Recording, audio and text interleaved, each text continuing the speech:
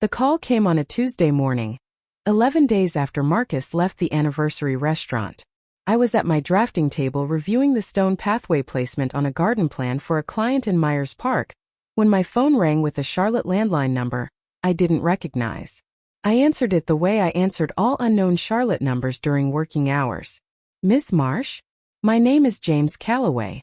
I'm with the Fraud Investigation Division at Carolina First Bank. Your name appears on several accounts we've been reviewing as part of an internal compliance matter.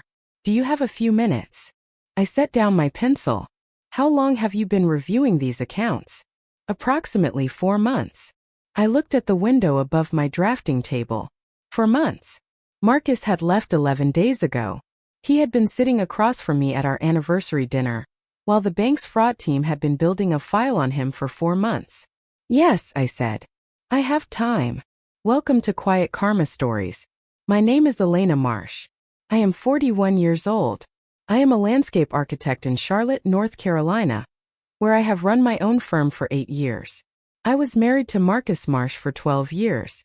He was a financial advisor at a downtown wealth management firm, where Diane had been his administrative assistant for 3 years.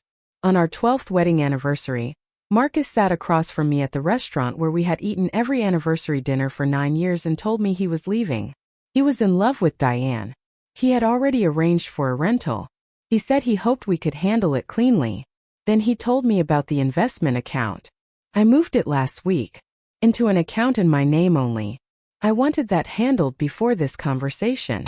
$180,000. Moved on a Thursday, 7 days before our anniversary dinner. He left the restaurant before dessert. I sat for 6 minutes. Then I called our attorney. What Marcus did not know, what I did not know until James Calloway called 11 days later, was that Carolina First Bank had been watching him for 4 months.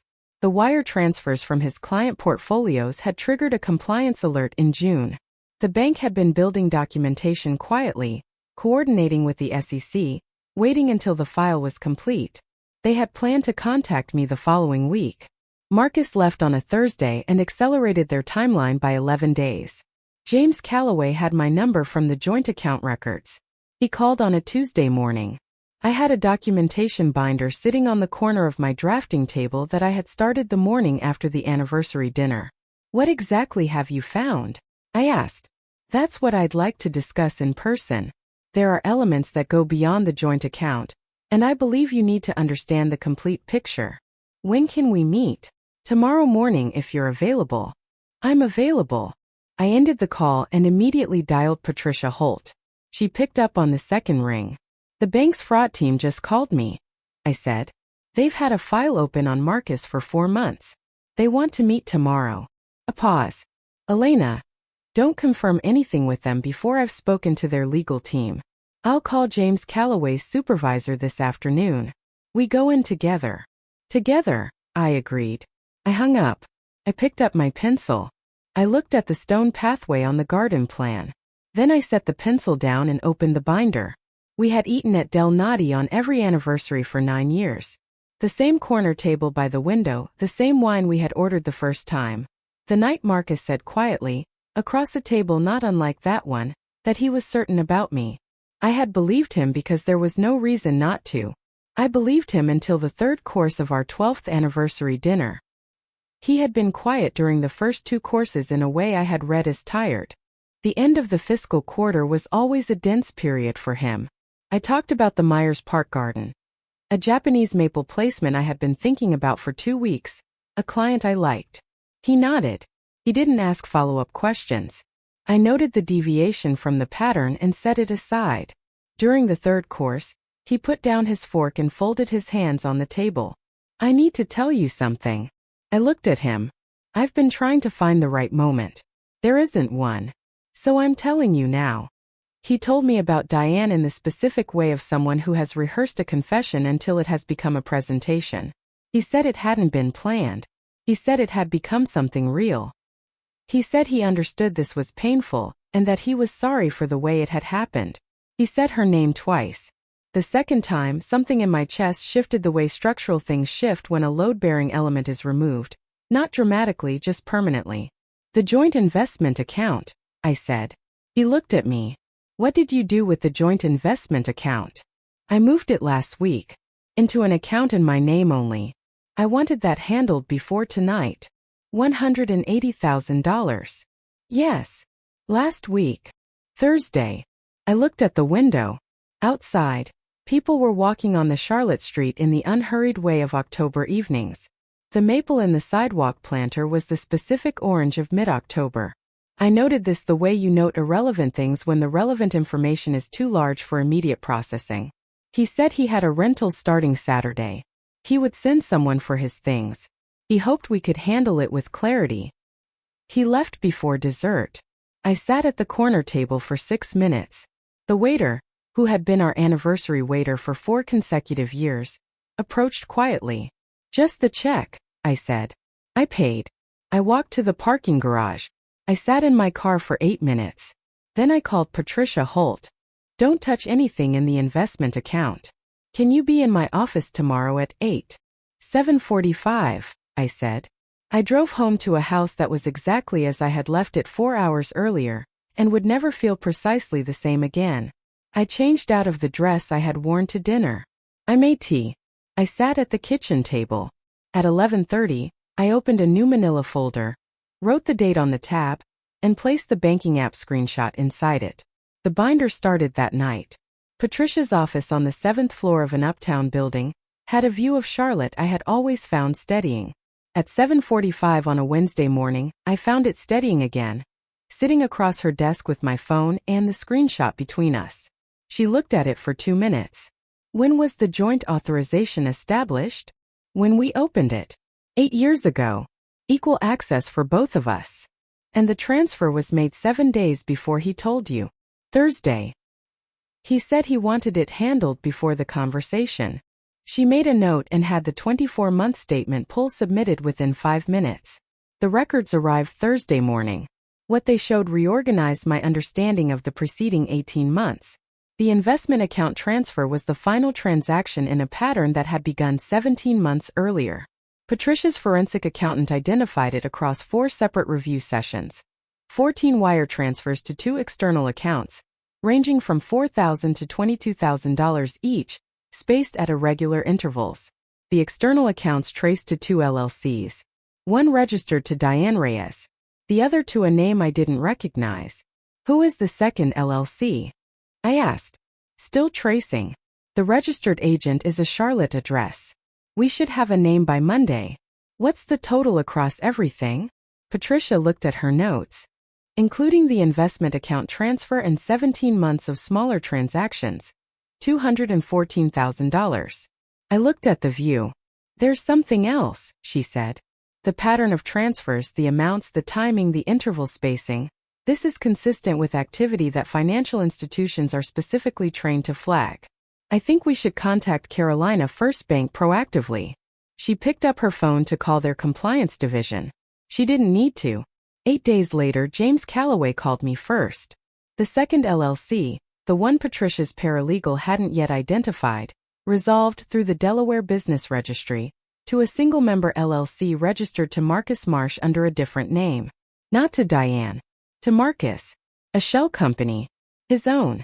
The client fund transfers from his advisory portfolios had been going into both entities for 17 months. This was not a marital property matter. This was federal securities fraud. Patricia looked at me across her desk when the forensic accountant's revised report confirmed it. Elena, she said, this is significantly larger than a civil case. I know, I said. Tell me what we do next. She told me. I did exactly what she said. James Calloway met me and Patricia on a Wednesday morning in a conference room on the 14th floor of Carolina First Bank's uptown office. He was a man in his early 50s with the specific professional calm of someone who presents financial fraud for a living and has learned that the numbers are editorial enough on their own. He placed a file on the table. It was thicker than mine. I want to be transparent about what we've found and why we're bringing it to you now. Our automated compliance system flagged irregular transfer patterns on accounts associated with Marcus Marsh beginning in June. We opened a formal investigation in July. The investigation has been active for approximately 4 months. He placed the first document in front of us. What you're looking at is a summary of 14 wire transfers from client settlement accounts managed by Mr. Marsh to external entities over 17 months. The transfers range from $6,000 to $48,000. None of them were authorized by the account holders. Patricia leaned forward. None of them. None. The clients have not yet been notified. We're coordinating with the SEC on timing. I looked at the summary. The total at the bottom was $131,400. 7 clients. Retirement savings, estate accounts, education funds. The transfers went to 2 entities.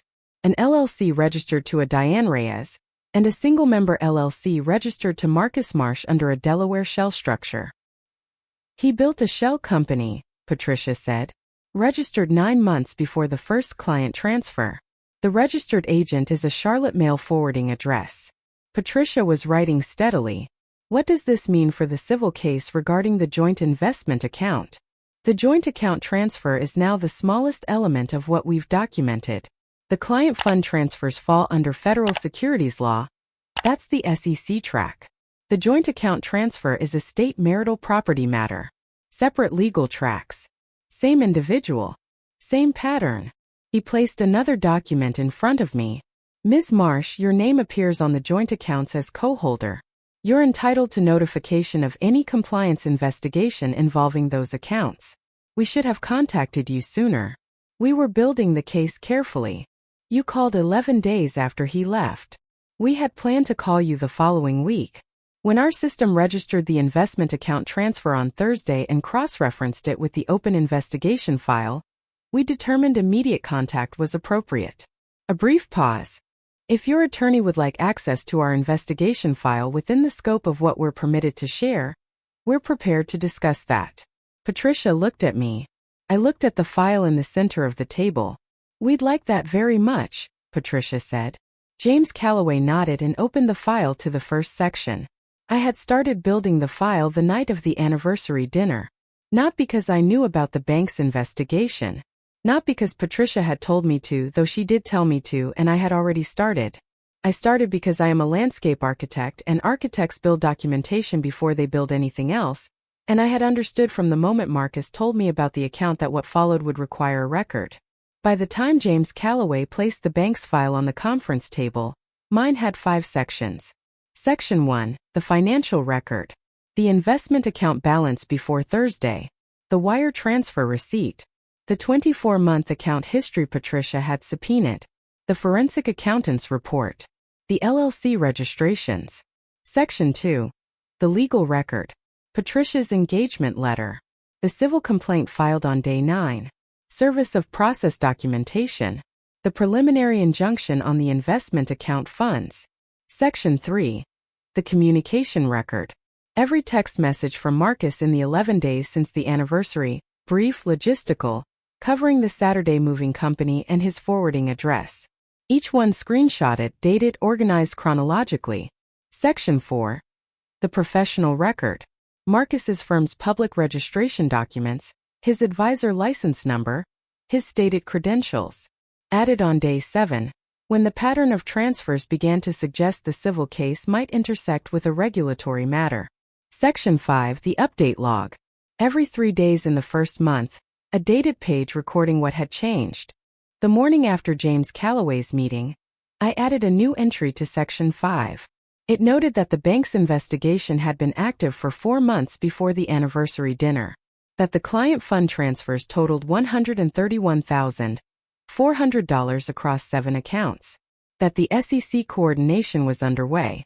That the Delaware LLC had been registered 9 months before the first client transfer. Then I added the combined total. The bank's documented figure plus the joint account transfer plus the 17 months of smaller transfers to both LLCs. $345,400. I looked at the number for a moment. Then I called Patricia. I've updated the file. The combined total is $345,400. I calculated it this morning, she said. Elena, Marcus's attorney, is going to understand very quickly that the civil case is the one door he can still close on his own terms. The SEC inquiry doesn't give him that option. When do you expect him to reach out? This week. Possibly tomorrow. It was tomorrow. His attorney called Patricia at 9:47 the following morning to propose a settlement conference. I noted that in the update log too. What I know about the 17 months of Marcus and Diane's arrangement, I learned through Patricia's discovery process and one conversation I didn't anticipate. I'm telling it now because understanding their version is necessary for understanding why the combined file, the bank's 4 months of professional investigation and my 11 days of personal documentation, told a story neither of them had understood they were creating. Marcus had structured the arrangement in the specific way of someone who is methodical about concealment. The transfers to Diane's LLC were framed as advisory fee routing, legitimate sounding, plausible to someone without a compliance background. He gave her an explanation that required her to trust him, and gave her no mechanism to verify the trust was warranted. Diane had received 14 transfers across 17 months. She had paid taxes on them. She had not asked questions because Marcus had provided an answer, and she had no professional framework for evaluating whether the answer was accurate. What Marcus had not told Diane, the source was client funds, not his personal income, not advisory fees routed creatively, client settlement accounts belonging to 7 people who had trusted him with their financial futures. His own shell LLC received the remainder, the transfers that went neither to her account nor to their shared living expenses, but into a Delaware entity registered under a name that took the bank's investigation team 6 weeks to identify. What Marcus had built with Diane was a version of a future constructed on 2 assumptions.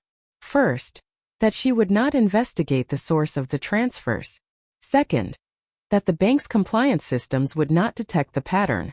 Both assumptions failed at different speeds. The bank system flagged the first anomaly in June, 4 months before the anniversary. Diane's attorney told her about the client fund transfers in November, 3 weeks after Marcus's firm placed him on administrative leave and suspended his client account access. I didn't know, she told Patricia's investigator. I want to be clear that I did not know the source. Her attorney had already advised her. Cooperate fully, document her own tax treatment of every transfer, retain separate representation immediately. She retained her attorney the same afternoon she found out. The version Marcus had built required both of them not to know certain things. By November they both knew. The version collapsed with the specific completeness of things built on the assumption that documentation doesn't accumulate. It had been accumulating for 4 months at the bank and 11 days in my drafting studio before either of them understood what was already built. The SEC preliminary inquiry letter arrived at Marcus's personal attorney's office 6 weeks after James Calloway's meeting. Patricia told me on a Tuesday afternoon. It's a preliminary inquiry, not yet a formal investigation, but a preliminary inquiry to a financial advisor with flagged client accounts, and an open bank fraud file is not a letter anyone in his position wants to receive. What does it mean for the civil case? It changes everything. Marcus's attorney now has 2 legal exposures to manage simultaneously. The SEC track could affect his license, his FINRA registration, his ability to work in financial services for the rest of his career. The civil case is the one track where he retains some control over the outcome. She paused. His attorney called this morning. He's proposing a settlement conference. How quickly? 3 weeks from Thursday. What terms is he proposing? No terms yet. Just the conference. Which tells me Marcus's attorney has had a very direct conversation with him about the SE letter, and has advised him to close the civil matter before the federal inquiry expands. I looked out the window of my studio. The November light was flat and gray over the Charlotte skyline. Patricia, the FINRA notice. Is that public record? As of this morning. Marcus's firm filed it today. His name is in the FINRA database now. I sat with that for a moment. 11 years of building an advisory practice. The photograph on the firm's website. The client testimonials he had asked me to proofread twice over the years. All of it searchable now alongside a FINRA suspension notice and a pending SEC preliminary inquiry. 3 weeks from Thursday, I said. I'll confirm with his attorney. Elena, the documentation we bring to that conference, your file and the bank's file together, represents a complete picture of his financial behavior across 17 months. His attorney knows this. He's proposing the conference because the alternative is worse. I understand. Get some rest this week. The conference will be 4 hours. I thanked her and ended the call. I opened Section 5 of the binder. I noted the FINRA filing, the SEC preliminary inquiry, the settlement conference date. Then I closed it and went back to work. The eastern border planting on the Myers Park garden had been resolved in my mind for 2 days. I opened the plan and began to draw it in. It was exactly right. The combined review session happened on a Thursday morning in Patricia's conference room, 3 days before the settlement conference. James Calloway brought his paralegal and the bank's complete 4-month investigation file. Patricia brought the civil documentation and the forensic accountant's final report. I brought my binder and the section-by-section index one had prepared the previous Sunday, so that any document could be located within 90 seconds. We spent 4 hours at the table. The bank's file had what mine did not: client account transaction records, regulatory correspondence, internal communications from Marcus's firm's compliance officer, the complete discovery trail of the Delaware LLC. My file had what the bank's did not: the communication log from the 11 days between the anniversary and James Calloway's first call, the 24-month pattern analysis of the joint account, the civil complaints procedural history, and the complete financial timeline of the marriage from the account opening to the Thursday wire transfer. Together, the two files created a picture that was complete in a way that neither had been alone. James looked at the timeline I had built in Section 1. Every significant financial event in chronological order from the day we opened the investment account to the Thursday transfer. You built this before you knew about the bank's file. I started the night of the anniversary dinner. What made you start immediately? I thought about how to answer that accurately. I'm a landscape architect. I design systems. A garden that fails usually fails because the plan wasn't complete before the planting began. When Marcus told me about the account, I understood that what was coming was a process. I didn't know what I was documenting toward. I knew the documentation needed to exist.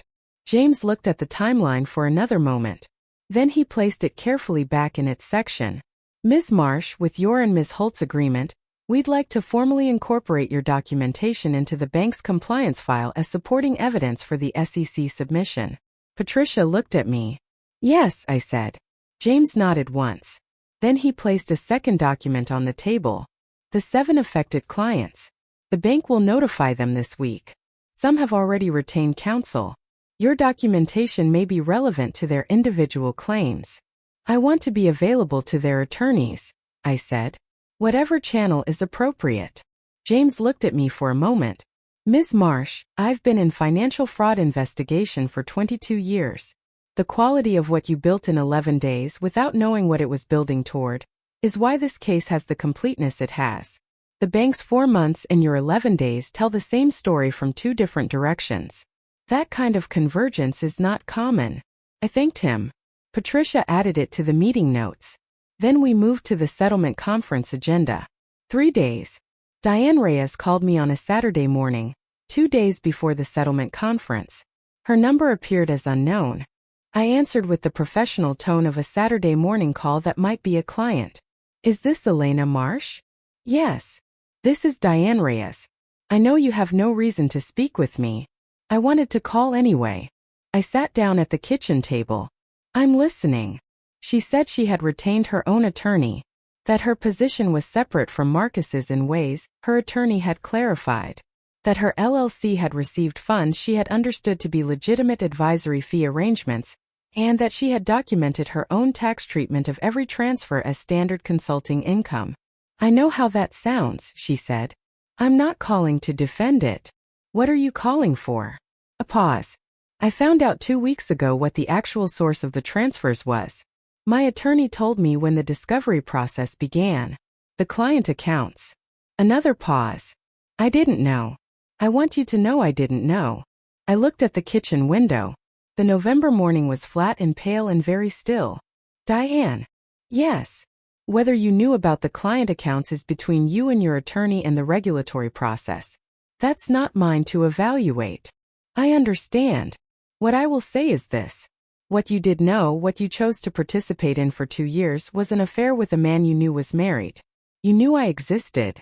Whatever else you did or didn't know, you knew that. Silence. I know, she said. I'm not going to try to explain it. Then why are you calling? A longer pause this time. Because when I found out about the clients, about what he had actually done with those accounts, I went to my attorney the same afternoon. I'm cooperating fully with the bank's investigation and the SEC process. I wanted you to know that I am not protecting him. I thought about that. Is there something specific you needed from me? No. I just thought you should know. Neither of us spoke for a moment. Ms. Marsh. Her voice was quieter. I'm sorry. For the part one played in what happened to you. I know that doesn't change anything. No, I said. It doesn't. I know. I ended the call. I sat at the kitchen table for a while. Outside a car passed. A neighbor's dog barked once from 2 houses down. Ordinary Saturday sounds in a Charlotte neighborhood in November. I opened the binder to section 3. I noted the call. Date, time 11 minutes, substance summary. Diane had stated she was cooperating with the bank's investigation and the SEC process. She had retained separate counsel. She had not requested anything from me. I closed the binder. I put it back in the cabinet. Then I made a second cup of coffee, opened the Myers Park Garden Plan, and worked until noon. The settlement conference lasted 4 hours on a Tuesday morning in a conference room at the courthouse downtown. Patricia called me at 3:47 when it was over. Full documented civil amount. Interest. Legal fees. The joint account transfer, the redirected LLC transfers, the forensic accountant's quantification of account harm. Everything. Structured payments over 24 months. Personal guarantee. I was at my drafting table when she called. The Myers Park Garden Plan was open in front of me. Approved by the client that morning, final version, ready for planting. How long until first payment? 60 days. Thank you, Patricia. Elena. A brief pause. The documentation you started the night of your anniversary dinner, before you had legal guidance, before you knew what it was building toward, was the foundation. James Calloway said the same thing yesterday. The bank had 4 months of professional fraud investigation. You had 11 days of personal documentation. Together they told a complete story. Separately, each was missing what the other had. You told me to build a file. I tell everyone to build a file. You built it as if you already knew you would need it. I looked at the garden plan on my table. Architect's document, I said. It's what we do. She sent the executed settlement documents the following morning. The SEC preliminary inquiry remained active in the months that followed. Marcus's FINRA suspension became permanent. His firm did not reinstate him after the administrative leave. He resigned his advisory license registration in December. The 7 affected clients were notified that week. 5 retained counsel and pursued individual civil remedies with the assistance of documentation the bank made available through the cooperation agreement. 2 were made whole through the firm's client protection reserve. Diane Reyes cooperated with the bank's investigation and the SEC process as she had said she would. Her attorney negotiated her position as a cooperating party. She repaid the LLC transfers as part of her cooperation agreement and was not named as a subject of the SEC inquiry. The first settlement payment arrived on the 62nd day, as scheduled. I noted it in Section 1. I calculated the total across the 24-month payment schedule. With interest and legal fees, the final amount exceeded the original investment account balance by a number I entered in the update log without additional commentary. My mother called the week the settlement was final. "How are you?" she asked. "Well," I said. "The Myers Park Garden was approved this morning." "The one with the Japanese maple?" "That's the one." "How does it look?" I thought about the placement I had been considering for 2 weeks, the specific position in the eastern border that had resolved itself while I sat at the drafting table on the mornings after the anniversary, after Calloway's call, after the settlement conference. "Exactly right," I said. She said she was glad. She said good night. I sat at the kitchen table for a while after we hung up.